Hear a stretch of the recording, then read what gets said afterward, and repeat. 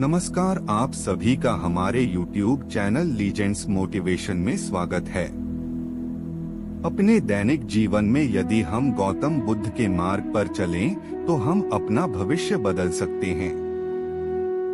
बिना किसी देरी के आइए समझते हैं कि बुद्ध की कहानी से हम अपने जीवन को कैसे बदल सकते हैं। एक बार बुद्ध अपने भिक्षु के साथ भिक्षाटन के लिए किसी गांव की तरफ जा रहे थे। तभी अचानक बुद्ध के पैरों में कांटा लग गया। कांटा इतना तीक्ष्ण था कि चुभते ही रक्त की धार निकलने लगी। बुद्ध के भिक्षु ने रक्त को रोकने के लिए एक कपड़ा फाड़कर बुद्ध के पैर पर बांध दिया। इस घटना को कुछ लोग देख रहे थे, जो कि बुद्ध से ईर्ष्या करते थे।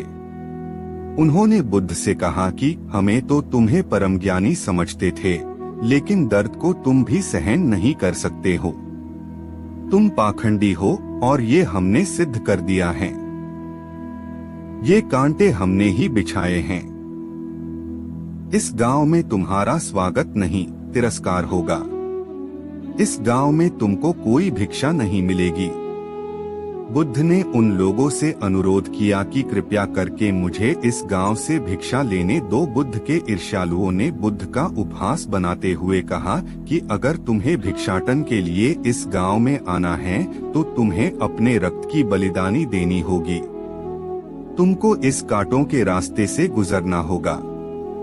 भगवान बुद्ध ने उनकी चुनौती को स्वीकार कर लिया और कांटों के रास्ते पर चलने के लिए अपने कदम बढ़ाने लगे। बुद्ध मुस्कुराते हुए कांटों पर चलने लगे। बुद्ध के साहस को देखकर गांव वाले चकित रह गए। कुछ लोगों की आंखें फटी की फटी रह गई। गांव वाले सोचने लगे कि बुद्ध भिक्षा के लिए दूसरे गांव भी जा सकते थे, तो फिर कांटों पर चलकर क्या साबित करना चाहते हैं। गांव वाले बुद्ध के संदेश को इतनी जल्दी नहीं समझ पाए। यहाँ पर बात भिक्षा की नहीं, बल्कि जीवन को बदलने की थी। गांव वालों की भीड़ में एक सुमित नाम का युवक था, जो बुद्ध पर हो रहे अत्याचार को देखकर द्रवित हो गया। सुमित दौड़कर गया और बुद्ध के पैरों के सामने से कांटे को हटाने लगा। बुद्ध के ईर्ष्यालु सुमित को रोकने लगे और गांव से दाना पानी न देने की धमकी देने लगे। सुमित ने किसी की न सुनी और कांटों को हटाते हुए बोला, हे भगवान, आप इन मुट्ठी भर लोगों के अपने आप को कष्ट मत दीजिए।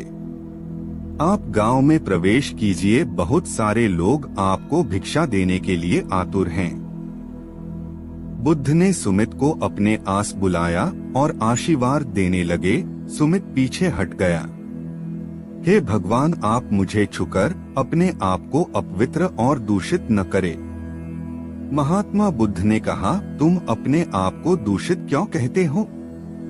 स्पर्श से कभी कोई भी दूषित नहीं होता है। मनुष्य तो लोभ, लालच, घृणा, ईर्ष्या से दूषित होता है। तुम्हारे अंदर तो प्रेम भरा है।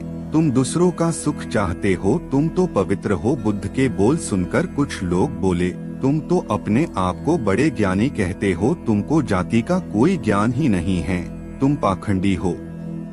बुद्ध बड़े ही शांत स्वभाव से कहते हैं, मानव से मानव की मानवता छीनना पाखंडी की निशानी है। मुझे पाखंडी बोलकर यदि आपको संतोष मिलता है, तो मेरे लिए दुख का कोई विषय नहीं है। कुछ लोग बुद्ध पर बरस पड़े, परंतु यह तो धर्मशास्त्र है, फिर यह पाखंड कैसे हुआ? बुद्ध कहते हैं, हमारी उत्पत्ति इस सृष्टि में हुई है। नदियों का पानी सभी की समान रूप से प्यास बुझाता है। खुले जंगलों की हवा भी भेदभाव नहीं करती है।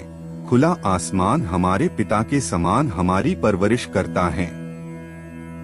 सृष्टिकर्ता ने भी कोई भेदभाव नहीं किया है। फिर हम इंसान कौन होते हैं भेदभाव करने वाले? मानव मानव में भेद करके अपने संबंधों को बिगाड़ता है। बुद्ध के वचन के बाद कुछ लोग कहते हैं, अगर आप इतना ही कहते हैं, तो सुमित को अपना भिक्षु क्यों नहीं बना लेते हैं? बुद्ध ने कहा कि अच्छा सुझाव है। अगर सुमित तुम चाहते हो तो तुम मेरा भिक्षु बन सकते हो। बुद्ध के